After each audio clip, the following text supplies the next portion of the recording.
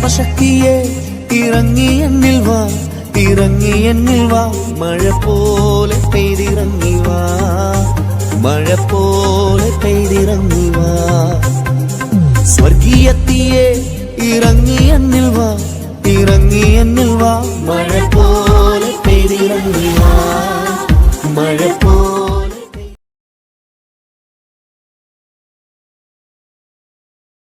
ദൈവം വാഗ്ദത്തങ്ങൾ വിശ്വസ്തനാണ്. ഒത്തിരി പ്രതികൂലങ്ങളും പ്രതിസന്ധികളൊക്കെ ജീവിതത്തിൽ കടന്നു വന്നുവെങ്കിലും അവിടെയെല്ലാം ദൈവത്തിന്റെ പരിശുദ്ധാത്മാവ് നടത്തുവാനിടയായി തീർന്നു. ദൈവം നല്ലവനും വിശ്വസ്തനുമായി കൂടെയിരുന്നു. ഒത്തിരി പ്രതികൂലങ്ങളും പ്രതിസന്ധികളൊക്കെ ഞങ്ങളുടെ ജീവിതത്തിൽ കടന്നു വന്നു. പക്ഷേ ഇന്ന് പകൽക്കാലം ജീവിക്കുന്ന ദൈവം ഒരു ശത്രുവിനെ ഏൽപ്പിക്കാതെ, പ്രതികൂലങ്ങൾക്കോ പ്രതിസന്ധികൾക്കോ ഒരു ഇരുളിന്റെ വ്യാപാര ശക്തിക്കോ ഏൽപ്പിക്കാതെ ദൈവം നടത്തിയ വിധങ്ങൾക്കായി ഞാൻ ദൈവത്തെ സ്തുതിക്കുന്നു. നമുക്കൊരു വാക്യം വായിക്കാം. എബ്രായർ എഴുതിയ ലേഖനം അതിന്റെ 7-ാം അധ്യായം അതിന്റെ 21.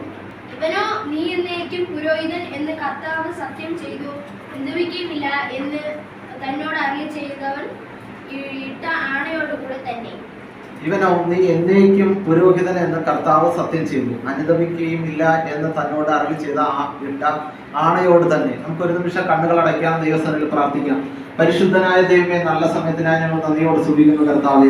ഇന്ന് പകൽക്കാലം കർത്താവെ അങ്ങയുടെ നാമത്തെ മഹത്വപ്പെടുത്തുവാൻ, അങ്ങേ ആരാധിക്കുവാൻ ഈ ആലയത്തിനകത്ത് ഞങ്ങളെ ദൈവം കൂട്ടിവരുത്തിയതിനായി നന്ദിയോട് സ്തുതിക്കുന്നു. ഞങ്ങളെക്കാൾ ശ്രേഷ്ഠന്മാര്, ഞങ്ങളെക്കാൾ ഉന്നതന്മാര്, ഞങ്ങളെക്കാൾ വിദ്യാഭ്യാസമുള്ളവരൊക്കെ അനേകരിൽ ലോകം വിട്ട് മാറ്റപ്പെട്ടപ്പോൾ ഒരു ദിവസം കൂടി ഞങ്ങൾക്ക് ദാനമായി നൽകിയിട്ടുള്ളവർക്കായി ദൈവത്തിന് നന്ദിയുള്ള ഹൃദയത്തോടെ സ്തുതിക്കുന്നു, സ്തോത്രം ചെയ്തു കർത്താവെ. ദൈവം ചെയ്ത എല്ലാ ഉപകാരങ്ങൾക്കായി നന്ദി പറയുന്നു. ഇന്ന് പകൽക്കാലം ഞങ്ങൾ അല്പസമയം വചനം ചിന്തിക്കാനായിട്ട് കടന്നു പോകുന്നു കർത്താവെ. ദൈവത്തിന്റെ പരിശുദ്ധാത്മാവ് തന്നെ അവിടെ നിയന്ത്രിക്കണമേ. മുഴുവൻ കർത്താവെ സാന്നിധ്യവും മുഴുവൻ നിയന്ത്രണവും അടുത്ത പരിശുദ്ധാത്മാവ് ഏറ്റെടുക്കണം. ദൈവ സാന്നിധ്യം കൊണ്ട് നടക്കണം. എല്ലാം മഹത്വം അങ്ങേക്ക് യേശു ക്രിസ്തുവിൻ നാമം തന്നെ. കരങ്ങൾ ഉയർത്തി ദൈവത്തെ സ്തുതിക്കാം. ഇവിടെ ആയിരിക്കുന്ന എല്ലാവരും ഓർത്ത് കർത്താവിനെ സ്തുതിക്കുന്നു. ഇപ്രകാരം നിങ്ങൾ കൂടി വന്ന് കർത്താവിനെ ആരാധിക്കുന്നത്, ദൈവത്തെ മഹത്വപ്പെടുത്തുന്നത് ഒരിക്കലും അത് ദൈവം മറന്നു കളയുന്ന ദൈവമല്ല, ദൈവം അനീതിയുള്ള ദൈവമല്ല.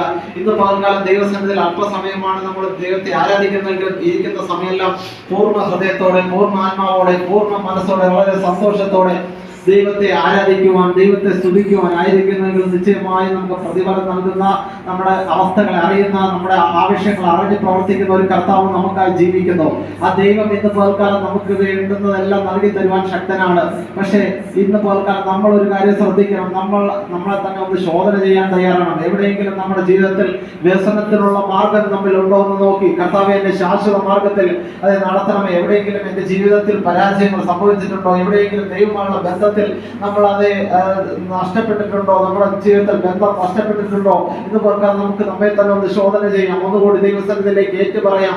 ഒന്നുകൂടി നമ്മൾ പ്രാർത്ഥന ജീവിതത്തിൽ മുൻകാലങ്ങളിൽ ഉണ്ടായിരുന്ന പ്രാർത്ഥന, നമ്മുടെ പിതാക്കന്മാർ പ്രാർത്ഥിച്ചതുപോലെ, നമ്മുടെ മാതാക്കൾ പ്രാർത്ഥിച്ചതുപോലെ, കഴിഞ്ഞ കാലഘട്ടത്തിലുള്ള അമ്മച്ചിമാർ പ്രാർത്ഥിച്ചതുപോലെയുള്ള ഒരു പ്രാർത്ഥനാ ജീവിതം നമുക്കുണ്ടോ? ഇന്ന് പകൽക്കാലം നമ്മളെ തന്നെ ഒന്ന് ശോധന ചെയ്ത് ദൈവത്തോട് അടുത്ത് വരാം. ഇന്ന് പകൽക്കാലം എല്ലാ ആദരങ്ങളെ തുറന്ന്, എല്ലാ വാങ്ങകളെ തുറന്ന് ദൈവത്തിന് അല്പസമയം സ്തോത്രം ചെയ്യാം. കർത്താവെ, ഇന്ന് പകൽക്കാലം അങ്ങേ ഞങ്ങൾ മഹത്വപ്പെടുത്തുന്നു കർത്താവെ. അങ്ങേക്ക് തുല്യമായൊരു ദൈവമില്ല, അങ്ങേക്ക് തുല്യമായൊരു പ്രവൃത്തിയില്ല കർത്താവ്. നന്ദിയോടെ ഞങ്ങൾ അങ്ങേ വാഴ്ത്തുകയാണ്. ഇന്ന് പകൽക്കാലം അങ്ങയുടെ സാന്നിധ്യം ഞങ്ങളുടെ നടുവിൽ പകരേണ്ടതിന് തടസ്സമായി നിൽക്കുന്ന എല്ലാ തടസ്സങ്ങളും പരിശുദ്ധാത്മാവ് മാറ്റേണ്ടതിന്, എല്ലാ കർത്താവ് ദൈവത്തിന്റെ പരിജ്ഞാനത്തിന് വിരോധമായി ഉയരുന്ന സങ്കല്പങ്ങളും കോട്ടകളും, ദൈവത്തിന്റെ പരിജ്ഞാനത്തിന് വിരോധമായി ഉയരുന്ന സകലത് ഇടിയപ്പെടേണ്ടതിനായി ഞങ്ങൾ പ്രാർത്ഥിക്കുന്നു കർത്താവെ. ഇന്ന് പകൽക്കാലം അഭിഷേകത്തിന്റെ അഗ്നിയാൽ ഞങ്ങൾ നിറയ്ക്കണം.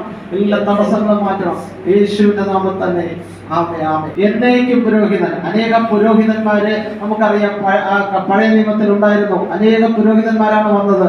അത് ആ യെരൂശലേം ദേവാലയം എന്ന് പറഞ്ഞു കഴിഞ്ഞാൽ അത് പ്രാകാരം, വിശുദ്ധ സ്ഥലം, അതിപരിശുദ്ധ സ്ഥലം. അത് ഈ അതിപരിശുദ്ധ സ്ഥലത്തേക്കൊക്കെ പുരോഹിതന് മാത്രമേ കടന്നു ചെല്ലാൻ കഴിയുള്ളൂ. മറ്റുള്ള ആർക്കും കടന്നു ചെല്ലാൻ കഴിയുകയില്ല. ആദ്യം പുരോഹിതൻ സ്വന്തം പാപത്തിന്റെ പരിഹാരത്തിനായിട്ടും പിന്നെ ജനത്തിന്റെ പാപത്തിന്റെ പരിഹാരത്തിനായിട്ടും യാഗം കഴിക്കണം. പുരോഹിതൻ പാപം ചെയ്തിട്ടുണ്ടെങ്കിൽ എന്ത് ചെയ്യും? അവിടെ അത് മരിച്ചു വീഴും. ആ പുരോഹിതന്റെ അരയിൽ ചങ്ങല കെട്ടിയിട്ടുണ്ട്.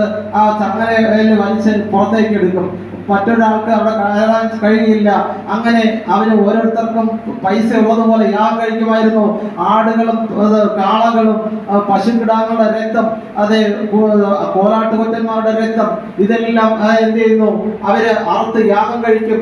ആ യാഗമൃഗം ഊനമില്ലാത്തതിന് യാഗം കഴിക്കും. ഇങ്ങനെയൊക്കെ യാഗം കഴിച്ചു എന്നും യാഗം കഴിക്കലായിരുന്നു പഴയ നിയമത്തിൽ ഉണ്ടായിരുന്നത്. പക്ഷേ ഒരു കുഞ്ഞാടായ ക്രിസ്തു യേശു യാഗമായി തീർന്നത് മുഖാന്തരം എല്ലാ യാഗങ്ങൾക്കും അന്ന് അവിടെ അവസാനം കുറിച്ചു. ആ യേശു ക്രിസ്തു എന്നേക്കും പുരോഹിതനായി തീർന്നു. ആ പുരോഹിതന്മാരുടെ ഒരു പ്രത്യേകത എന്ന് വെച്ച് കഴിഞ്ഞാൽ അവരൊക്കെ ഒരു കാലഘട്ടം മാത്രമേ പൗരോഹിത്യ ശുശ്രൂഷയിൽ ഇരിക്കാൻ കഴിയുള്ളൂ. അവരുടെ മരണം മുഖാന്തരം എന്ത് ചെയ്യും, അവരുടെ പൗരോഹിത്യം അവസാനിക്കും. പക്ഷേ ഇവിടെ കടന്നു വന്ന നമ്മുടെ കർത്താവായ യേശു ക്രിസ്തു ഒരിക്കലും മാറ്റമില്ലാത്ത, ഒരിക്കലും മരണമില്ലാത്ത, എന്നേക്കും പുരോഹിതനായി തീർന്ന കർത്താവ്. ആ യേശുവിനെയാണ് ഇന്നുപോലെ കാലം നമ്മൾ ആരാധിക്കുന്നത്. യേശുവിനെയാണ് നമ്മൾ ഉയർത്തുന്നത്. ആ യേശു ക്രിസ്തുവിന് തുല്യമായൊരു ദൈവമില്ല. യേശുവിന് പകരം വയ്ക്കാൻ മറ്റൊരു വ്യക്തിയില്ല. ആ ദൈവത്തെ ഒന്ന് സ്തുതിക്കാമോ?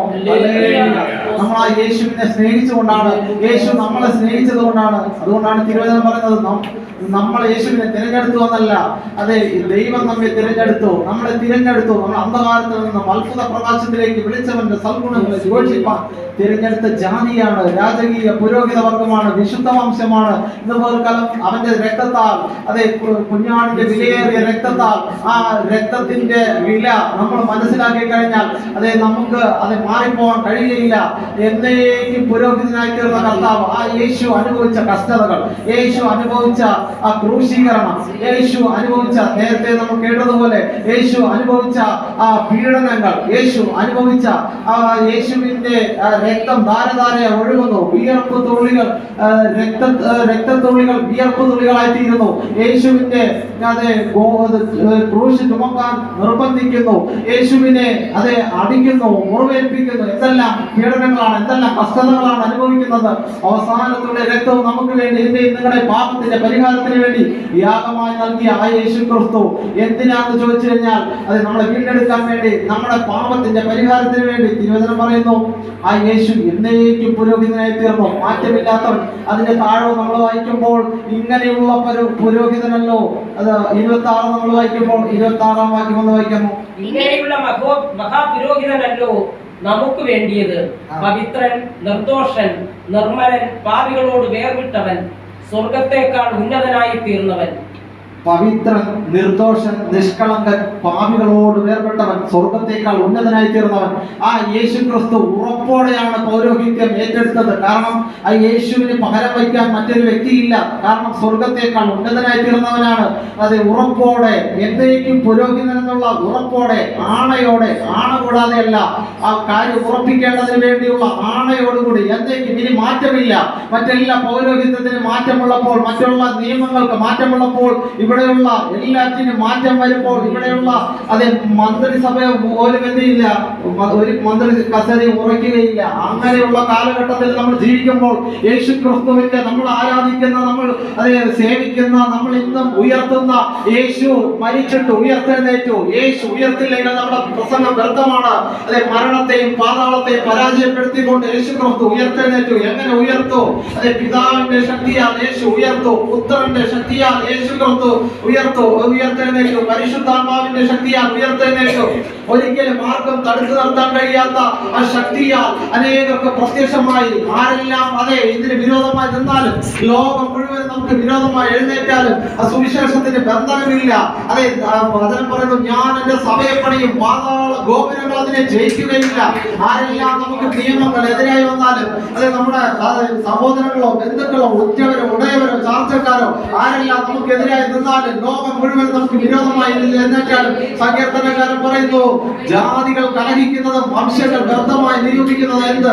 ദൈവത്തിനും അവന്റെ അഭിഷേകത്തിനും വിരോധമായി ഭൂമിയിലെ രാജാക്കന്മാർ കൂട്ടം കൂടുകയും അധിപതികൾ അണിനിരക്കുകയും ചെയ്യുന്നു. നാം അവരുടെ കെട്ടുകളെ പൊട്ടിച്ച് അവരുടെ കയറുകളെ അയറിഞ്ഞു കളയാനുള്ള അധികാരം നമുക്ക് നൽകിയിട്ടുള്ളത് ദൈവസഭയ്ക്കാണ്. നമുക്ക് ഓരോരുത്തർക്കുമാണ് ആവശ്യമാണ്. ഇന്ന് പകൽക്കാലം അഭിഷേകത്താൽ നിറയപ്പെട്ടിട്ട് ആ പരിശുദ്ധാത്മാവിന്റെ അഗ്നിയാൽ പകരപ്പെട്ടിട്ട് മാത്രമേ, അത് ഏറ്റെടുത്തിട്ട് മാത്രമേ ഇവിടം വിട്ട് കടന്നു പോകാവൂ. നമ്മൾ വിചാരിക്കുന്നത് പോലെ ഒരു സുഖകരമായ യാത്രയല്ല, നമ്മൾ വിചാരിക്കുന്നത് പോലെ എളുപ്പമായുള്ള യാത്രയല്ല ഈ ക്രിസ്തീയ ജീവിതം. ഞാൻ സുവിശേഷ വേലയ്ക്ക് വേണ്ടി ഇറങ്ങിയ സമയത്ത് ദൈവത്തിന്റെ പരിശുദ്ധാത്മാവിനോട് ഇടപെട്ടു. ഈ വഴി വളരെ ഇടുക്കവും ഞെരുക്കമാണ്. ഒരു പക്ഷേ നമ്മുടെ ബന്ധുക്കൾ തള്ളിക്കളയാം, ഒരു പക്ഷേ നമ്മുടെ കൂട്ടുകാരൻ നമ്മളെ ഉപേക്ഷിക്കാം, ഒരു പക്ഷേ നമ്മുടെ കൂടപ്പിറപ്പുകളോ സമൂഹമോ നമ്മളെ ഒറ്റപ്പെടുത്താം. പക്ഷെ ഏകനായ നമ്മൾ ഒരു പക്ഷേ യാത്ര ചെയ്യേണ്ട അനുഭവങ്ങൾ വരും, മരുഭൂമിയുടെ അനുഭവങ്ങൾ വരും, കൈപ്പേറിയ അനുഭവങ്ങൾ വരും. അതായത് നമുക്ക് ഒരു പക്ഷേ അതെ കയ്പിന്റെ അനുഭവങ്ങൾ വരും, മാറയുടെ അനുഭവങ്ങൾ വരും, അതെ പീഡനങ്ങൾ നമ്മുടെ ജീവിതത്തിൽ കടന്നു വരും. ഇതെല്ലാം പ്രതീക്ഷിച്ചുകൊണ്ടായിരിക്കണം ക്രിസ്തീയ ജീവിതം മുമ്പോട്ട് യാത്ര ചെയ്യേണ്ടത്. വചനം പറയുന്നു, യേശു ക്രിസ്തുവിനെ അതെ നന്മ ചെയ്തുകൊണ്ട് അനേകർക്ക് ആ യേശു സൗഖ്യം കൊടുത്തു, രോഗസൗഖ്യം കൊടുത്ത ആ യേശുവിന്റെ വസ്ത്രത്തിന്റെ അഗ്രത്തിൽ അത്ഭുതം, അതെ യേശുവിന്റെ ശരീരത്തിൽ അഗ്രം, ശരീരത്തിൽ പോലും ആ യേശുവിനെ തൊട്ടവര് സൗഖ്യം പ്രാപിച്ചു. യേശു തൊട്ടവര് സൗഖ്യം പ്രാപിച്ചു. യേശുവിന്റെ തുപ്പലിൽ അതെ വിടുതലുണ്ടായിരുന്നു, രോഗസൗഖ്യങ്ങൾ ഉണ്ടായിരുന്നു. അനേകരെ 5000-10,000-ഓളം പേർക്ക് ആഹാരം കൊടുത്തു. അനേക കുഷ്ഠരോഗികളെ സൗഖ്യമാക്കി. യേശുവിനെ നേരിടേണ്ടി വന്നത് ക്രൂശിന്റെ അനുഭവമാണെങ്കിൽ നമുക്കും അതേ അനുഭവം തന്നെ നമ്മുടെ ജീവിതത്തിൽ കടന്നു വരാം. പക്ഷേ അതെ ആ മരുഭൂമിയുടെ അനുഭവങ്ങൾ വരാം, പ്രതികൂലത്തിന്റെ കാറ്റുകൾക്ക് അയറി വരാം, അതെ നമുക്ക് മരണകരമായ അനുഭവങ്ങൾ വരാം. പക്ഷേ ദൂരനും താഴ്വരയിൽ കൂടി നടക്കേണ്ടി വന്നാലും നീ ഒരു അനർത്ഥവും ഭയപ്പെടുകയില്ല. ഇന്ന് പകൽക്കാലം എന്തെല്ലാം പ്രതികൂലം വന്നാലും, പ്രതിസന്ധി വന്നാലും, കഷ്ടതയോ പട്ടിണിയോ നഗ്നതയോ ആപത്തോ വാളോ എന്ത് വരട്ടെ, ഇന്ന് പകൽക്കാലം വിളിച്ച ദൈവം വിശ്വസ്തനാണെന്നുള്ള ഉറപ്പോടെ നമ്മൾ ധൈര്യത്തോടെ മുന്നോട്ട് യാത്ര ചെയ്യേണ്ടി വന്നാൽ, രക്തസാക്ഷിയാകേണ്ടി വന്നാലും ഞാൻ ക്രിസ്തുവിന് വേണ്ടി ജീവൻ വയ്ക്കുമെന്ന് പറഞ്ഞു കഴിഞ്ഞാൽ അതെ ആ ഉറപ്പോടെ നമ്മൾ യാത്ര ചെയ്യാൻ തയ്യാറായ നടത്തുന്ന ഒരു കർത്താവുണ്ട്. അക്കരെ എത്തിക്കാമെന്ന് വാഗ്ദത്തം ചെയ്ത ഒരു കർത്താവുണ്ട്. നമ്മുടെ പ്രാർത്ഥനാ ജീവിതം നമ്മൾ ഒന്നുകൂടി ശക്തി പ്രാപിക്കണം. എവിടെയാണോ നമ്മുടെ പ്രാർത്ഥന കുറഞ്ഞു പോയത്, വ്യസനത്തിലുള്ള മാർഗം എന്നിലുണ്ടോ കർത്താവേ, ശാശ്വത മാർഗത്തിൽ ഇന്ന് പോൽക്കാലം നടത്തണമേ. ഇന്ന് പോൽക്കാലം ഒരു അഭിഷേക തലനെ നിറയ്ക്കണമേ, ഒരു പരിശുദ്ധാത്മാവിന്റെ അഗ്നിയാലനെ നിറയ്ക്കണമേ. അതെ പഴയ പിതാക്കന്മാർ പ്രാർത്ഥിച്ചതുപോലെ നമുക്ക് പ്രാർത്ഥിക്കാം, പഴയ അതേ അമ്മച്ചിമാർ കരഞ്ഞതുപോലെ കരയാം, അത് നമുക്ക് അതേ പാട്ടുകാരൻ പറയുന്നത് പോലെ നിലവിളിക്കാം, നാം നിലവിളിക്കാം, എഴുന്നേറ്റ് നിലവിളിക്കാം. രാക്കാലങ്ങളിൽ യാമാരംഭത്തിൽ വെള്ളം പോലെ സന്നിധിയിൽ നമ്മുടെ ഹൃദയങ്ങളെ പകരാം. ഇന്ന് പകൽക്കാലം ഹൃദയങ്ങളെ പകർന്നു കഴിഞ്ഞാൽ നമ്മുടെ തലമുറകൾക്ക് വേണ്ടി കരയാൻ തയ്യാറായാൽ നശിച്ചുകൊണ്ടിരിക്കുന്ന ആയിരക്കണക്കിന് തലമുറകളുണ്ട് കേട്ടോ. നമ്മളെ നമ്മുടെ കുടുംബത്തിന് വേണ്ടി മാത്രമല്ല, നമ്മുടെ ദേശത്തിന് വേണ്ടി നമ്മൾ കരയാൻ തയ്യാറാകണം. ആയിരക്കണക്കിന് കുടുംബങ്ങളാണ്, തലമുറകളാണ് വഴിതെറ്റിക്കൊണ്ടിരിക്കുന്നത്, കഞ്ചാവിനും മയക്കുമരുന്നിനും അടിമപ്പെട്ടുകൊണ്ടിരിക്കുന്നത്. പാപത്തിന്റെ ആഴത്തിൽ ചെളിക്കുഴിയിൽ കിടക്കുന്നവരെ കരപിടിച്ച് ഉയർത്തുവാൻ നമ്മളെ ദൈവം ആക്കി വെച്ചിരിക്കുകയാണ്. നിങ്ങൾ ഭൂമിയുടെ ഉപ്പാകുന്നു, ലോകത്തിന്റെ വെളിച്ചമാകുന്നു. നമ്മൾ ബന്ധിക്കപ്പെട്ടവരോട് ഇറങ്ങി പുറപ്പെടുവാൻ പറയുവാൻ, അനേകരെ കൈപിടിച്ച് ഉയർത്തുവാൻ നമ്മളെ ദൈവം അഭിഷേകം ചെയ്തിരിക്കുകയാണ്. നമ്മൾ അതുകൊണ്ട് ഇറങ്ങി പുറപ്പെടേണ്ടതാണ്. നിങ്ങൾ എന്ത് ചെയ്യണം? പോയി ഫലം കായ്ക്കണം, നമ്മുടെ ഫലം നിലനിൽക്കണം. നിങ്ങൾ എന്ത് ചെയ്യണം? എന്നേക്കും ഇരിക്കേണ്ടതിനാണ് പരിശുദ്ധാത്മാവിനെ നൽകിയത്. ഈ സഭയിലെ ഈ 1 മണി വരെ, അല്ലെങ്കിൽ നമ്മളിവിടെ 2 മണി മുതൽ 4 മണി വരെയാണ് ഇവിടുത്തെ സഭായോഗം. അങ്ങനെയെങ്കിൽ ആ സമയം വരെ ഒതുങ്ങി നിൽക്കേണ്ടതല്ല ഈ പരിശുദ്ധാത്മാവ് നിങ്ങൾക്ക് നൽകിയിരിക്കുന്നത്. എന്നേക്കും ഇരിക്കേണ്ടത് പരിശുദ്ധാത്മാവെന്ന മറ്റൊരു കാര്യത്തിന് നിങ്ങൾക്ക് അയക്കും. എന്നേക്കും ഇരിക്കണം നമ്മുടെ പരിശുദ്ധാത്മാവ്. അതെ കഴിഞ്ഞ പഴയ നിയമത്തിൽ ഒരു പ്രത്യേക ആവശ്യത്തിന് വേണ്ടി പോവുകയും വരികയും ചെയ്യുമായിരുന്നു. പക്ഷെ പുതിയ നിയമത്തിൽ അങ്ങനെയല്ല. എന്നേക്കും ഇരിക്കേണ്ടതിൽ പരിശുദ്ധാത്മാവെന്ന കാര്യസ്ഥനെ അതിന്റെ പോൽക്കാലം ആ രക്ഷയുടെ സന്തോഷം എനിക്ക് തിരികെ തരണമേ. ആ പരിശുദ്ധാത്മാവിന്റെ അളവറ്റ ശക്തിയാൽ നിറയ്ക്കണമേ. അത്യന്തപരമായ ശക്തി അങ്ങേക്കുമേൽ ശക്തി പ്രാപിച്ചതുപോലെ ഇന്ന് പകൽക്കാലം കർത്താവേ എന്റെ മേലൊന്ന് പകരണമേ. അഭിഷേകത്തിന്റെ അഗ്നിയാൽ നിറയ്ക്കണമേ. എന്നേക്കും പുരോഹിതനായി തീർന്ന മാറ്റമില്ലാത്ത അവർ പ്രവർത്തിച്ചാൽ ആർക്കും തടുക്കാൻ കഴിയില്ല. നമ്മുടെ കുടുംബത്തിൽ നമുക്ക് വിരോധമായിരുന്ന പ്രതികൂലങ്ങളെക്കാൾ വലിയവനാണ് നമ്മുടെ കർത്താവ്. നമുക്ക് നേരിടുന്ന പ്രശ്നങ്ങളെക്കാൾ വലിയവനാണ് നമ്മുടെ കർത്താവ്. നമുക്ക് നേരിടുന്ന അതേ പോരാട്ടങ്ങളെക്കാൾ വലിയവനാണ് നമ്മുടെ കർത്താവ്. എല്ലാ നാമത്തിനേക്കാൾ മേലായ നാമമുള്ള സ്വർലോകരുടെയും ഭൂലോകരുടെയും അധോലോകരുടെയും മുഴങ്കാലൊക്കെ മടങ്ങുന്ന അവൻ പ്രവർത്തിച്ചാൽ ആർക്കും തടുക്കാൻ കഴിയില്ല. അവിടുന്ന് തുറന്നാൽ ആർക്കും മടക്കാൻ കഴിയില്ല. ദാവീദിന്റെ ഗോത്രത്തിൽ സിംഹമായ കർത്താവ്, ഞാനാകുന്നവൻ ഞാനാകുന്ന അരുളി ചെയ്ത കർത്താവ്. ഇന്ന് പോലക്കാൽ നമ്മുടെ വിഷയങ്ങളുടെ നടുവിൽ, നമ്മുടെ അതേ ആവശ്യങ്ങളുടെ നടുവിൽ നമ്മുടെ വിഷയം എത്ര വലുതായാലും, നമുക്ക് വിരോധമായി വരുന്ന ശത്രു എത്ര ബലവാനായാലും, ഇന്ന് പകൽക്കാലം അതിനെ പിടിച്ചു കെട്ടാനുള്ള അഭിഷേകം നമ്മുടെ മേൽ പകരപ്പെടുകയാണ്.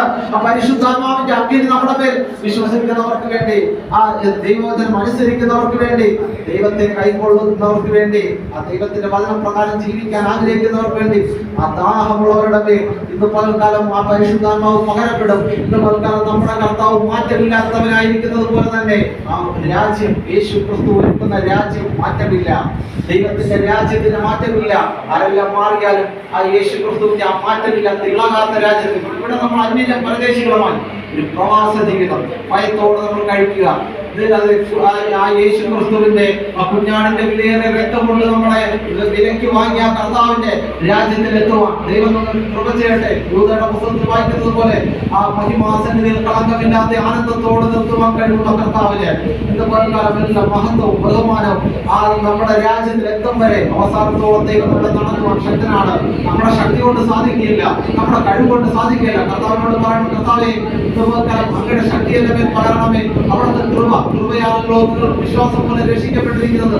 അതിന് നിങ്ങൾ കാരണമല്ല, ദൈവത്തിന്റെ ദാനം. നമ്മുടെ കഴിവുകൾ കൊണ്ടോ നമ്മുടെ പ്രയത്നം കൊണ്ടോ നമ്മുടെ പരിശ്രമം കൊണ്ടോ സാധിക്കുകയില്ല. മറിച്ച് ദൈവത്തിന്റെ കൃപ. ആ കൃപയിൽ പൂർണ്ണമായി ഏൽപ്പിച്ചു കൊടുക്കുക. പരിശുദ്ധാത്മാവ് നമ്മുടെ ജീവിതത്തെ, കുടുംബങ്ങളെ, നമ്മുടെ ഭവനത്തെ, ആലയത്തെ, നമുക്ക് ബന്ധുക്കളെ, നമുക്ക് ചുറ്റുപാടുകളെ എല്ലാം പരിശുദ്ധാത്മാവ് ഏറ്റെടുക്കട്ടെ. ഇവർക്കാണ് നമ്മൾ താമസിക്കുന്ന സ്ഥലം, പരിസരമെല്ലാം, നമ്മുടെ ആയിരിക്കുന്ന ജോലി മേഖല, നമ്മൾ കടന്നു പോകുന്ന ഇടങ്ങളെല്ലാം പരിശുദ്ധാത്മാവ് നമ്മുടെ ഒരു നിയന്ത്രണം ഏറ്റെടുക്കാൻ തയ്യാറായ ഇവർക്കാലം ദൈവകാലങ്ങളിലേക്ക് നമുക്ക് പൂർണ്ണമായി സമർപ്പിച്ചു കൊടുക്കാം. നമുക്ക് ദൈവത്തോട് പ്രാർത്ഥിക്കാം, പരിശുദ്ധാത്മാവേ ഇവർക്കാലം അന്ന് തന്നെ നിയന്ത്രിക്കണമേ. അവിടെ ഞങ്ങളുടെ സകല സത്യത്തിന് വഴി നടത്തുന്ന പരിശുദ്ധാത്മാവിനെ നന്ദിയോടെ സ്തോത്രം ചെയ്യുന്നു. അങ്ങയുടെ രാജ്യം വിളക്കമില്ലാത്ത, ആ പട്ടിണിയില്ലാത്ത, നഗ്നതയില്ലാത്ത, കർത്താവെ കഷ്ടതയില്ലാത്ത, രോഗങ്ങളില്ലാത്ത ആ രാജ്യത്തിന് വേണ്ടി ഒരുക്കുന്ന കൃപകൾക്കായി സ്തോത്രം ചെയ്തു കർത്താവെ. അങ്ങ് മാത്രം പരിശുദ്ധൻ കർത്താവെ.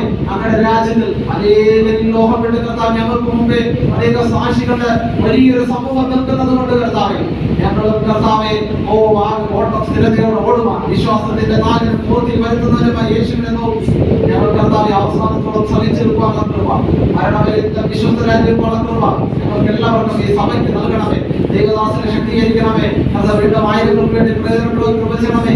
ഇവിടെ ആയിരിക്കുന്ന ദൈവമക്കളെ അവിടെ അനുഗ്രഹിക്കണമേ. അവർ കടന്നു പോകുന്ന മേഖലകളിൽ ദൈവ സാന്നിധ്യം കൊണ്ടിരിക്കണമേ. എല്ലാവരും അവിടെ അനുഗ്രഹിക്കണം, കൃപ കൂടെ ഇരിക്കണം. യേശു ക്രിസ്തുവിൻ നാമത്തിൽ തന്നെ ആമേൻ.